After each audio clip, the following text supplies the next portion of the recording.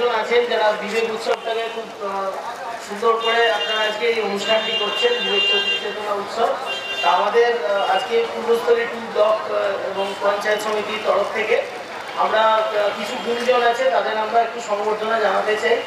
আর বিশেষ গুণসম্পন্ন ছাত্রছাত্রী যারা আজকে অঙ্কন প্রতিযোগিতায় অংশগ্রহণ করবে তারা আসতে শুরু করেছে, সেটা হবে।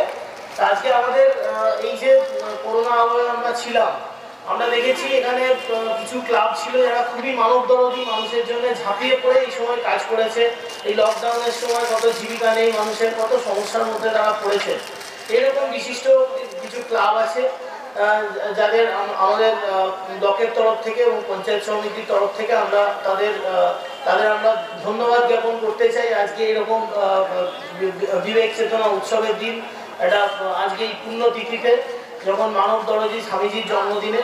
আজকে প্রথমে আমাদের যে ক্লাবটি আছে আমাদের এখানে আমাদের 3টি ক্লাব বিশেষত আমরা এই পুরস্কারটি করব এবং সঙ্গে আমাদের বিশিষ্ট একজন অতিথি আছেন।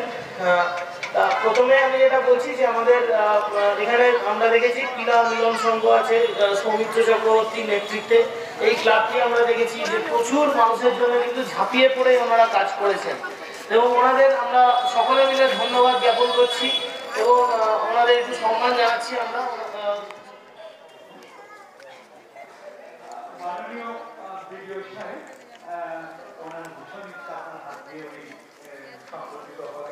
এবারে ওনাকে সংবর্ধিত করছে মাননীয় ব্লক আধিকারিক সৌমিত্র।